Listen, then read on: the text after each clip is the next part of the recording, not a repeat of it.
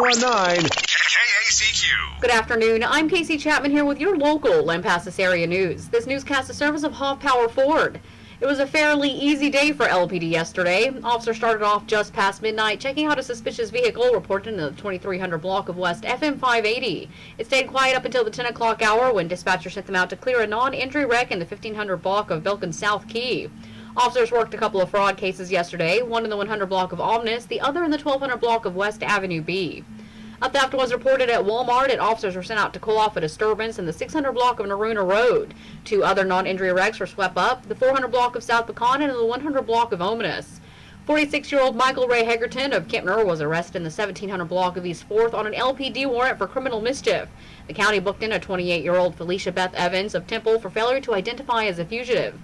Other than an animal complaint, Lomita stayed quiet. Kempner cleared a wreck, had a couple of animal complaints, a suspicious person calls. County deputies swept up a wreck, had a few civil matters, worked a fraud case, went out on a threats, a suicidal call, and responded to an alarm and a harassment complaint.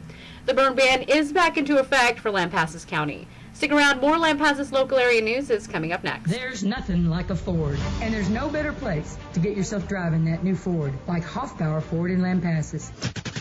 With many different vehicles to choose from, with the best prices in Central Texas, with the highest quality and friendliest service center that takes care of you and your car for years to come. Don't wait any longer. Check them out at 902 North Key Avenue in Lampasas, or go online to hford.com. See their inventory, value your trade-in, and take advantage of their local pickup and delivery. Or call Spencer McKnight at 512-556-3631.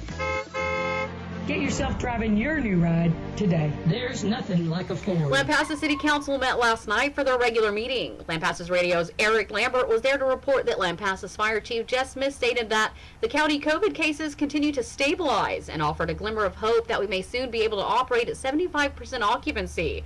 Chief Smith also noted that both Rolandsbrook Hospital and Family Medicine Clinic are both authorized to administer vaccines.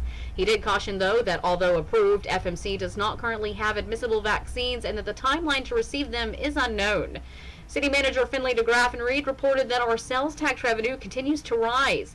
We are currently at a 20% higher increase from a year ago. You can read Eric Lambert's full story on the council meeting in today's radiogram.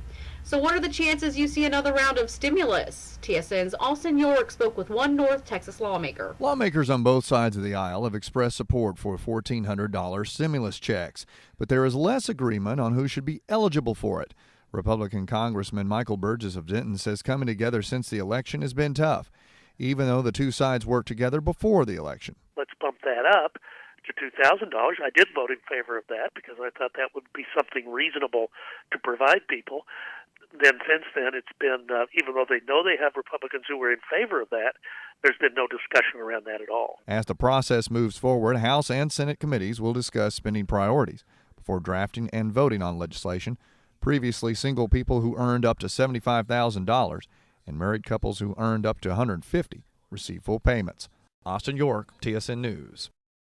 There is a renewed push to legalize sports gambling in Texas. TSN's Michael Board explains. The NFL season may be done for now, but the next time the Cowboys take the field, there's a chance you could place a bet on them, thanks to bills filed in the state legislature. But they face opposition from the powerful Texas Baptist Convention. Rob Kohler says there's a reason this fails every session. Look at states like Illinois, Pennsylvania, that jumped into casino-style gambling and it hadn't delivered. But this year, there's a new coalition of pro sports teams which are lobbying for sports betting. Dallas Mavericks owner Mark Cuban tells me that it's crazy we send Texans to neighboring states to go to casinos.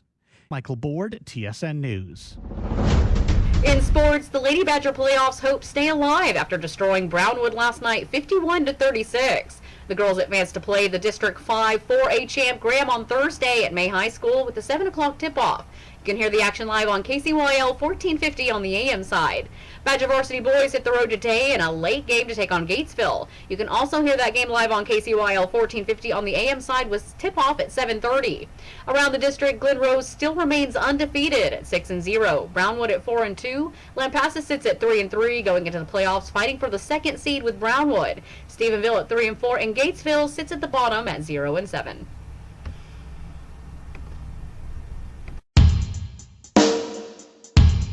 For your COVID-19 update, yesterday's estimated active COVID numbers around the region reported from the state shows Bell County holding at 1,507 active cases.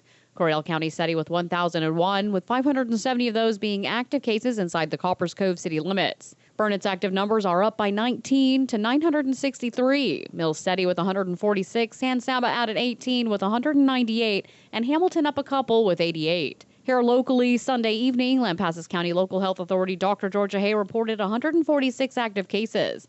That's down a couple from Saturday, and the county is reporting 24 fatalities. The number of total cases in the county is now up to 1,910. Of that, 1,740 county residents have recovered from the virus so far. Thank you to our viewers. We'll see you again tomorrow. I'm Casey Chapman here with your local Lampasas area news. 1019 KACQ.